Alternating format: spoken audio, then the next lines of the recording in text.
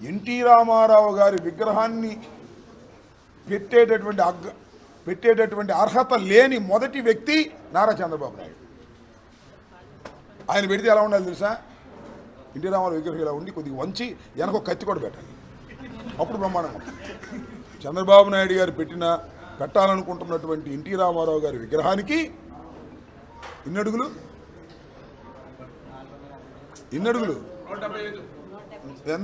మరి అన్ని అడుగుల్లో మధ్యలో కొద్దిగా అట్ట ఉంచి వెనక పెద్ద కత్తి పిడి పెట్టాల, అప్పుడు బ్రహ్మాండంగా ఉంటుంది.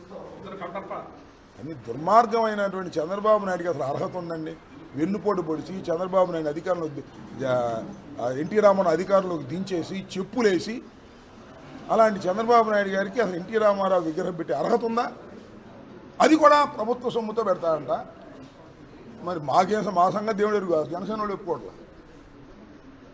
జనసేన వాళ్ళే అసలు నువ్వు నీ డబ్బుతో పెట్టుకో, నీ దగ్గర డబ్బులు లేవా, లేదా బాలకృష్ణ దగ్గర డబ్బులు లేవా, ఎన్టీ రామారావు కుటుంబానికి డబ్బులు లేవా, వాళ్ళతో పెట్టుకోమంటున్నారు. ఇది ఉన్న పరిస్థితి. సరే, టైం విల్ డిసైడ్. భారతరత్న ఇవ్వాలన్నాడు, అది మాత్రం మాట్లాడు, సమయం వచ్చినప్పుడు మాట్లాడుతుంటాడు. విగ్రహం అంటాడు, మళ్ళీ ఇప్పుడు ప్రభుత్వంతో పెట్టాలంటాడు. రకరకాల నాటకాలు ఆడుతున్నాడు చంద్రబాబు నాయుడు గారు. రామారావుని అడ్డం పెట్టుకుని ఓట్లు దండుకోవాలనేటువంటి ప్రయత్నం చేస్తున్నాడు. అదే ప్రజలు నిర్ణయిస్తారు. వాళ్ళు ఊపులో ఉన్నారు, 3 పార్టీలు కలిసినాయి కాబట్టి వాళ్ళకి ఏదో ఊపు వచ్చి గెలిచారు. రాబోయే కాలంలో చూద్దాం. ఇప్పటికే పశ్చాత్తాపడుతున్నారు, ఎందుకు ఓడించుకున్నావు రా జగన్మోహన్ రెడ్డిని అని. ఏమంటాం?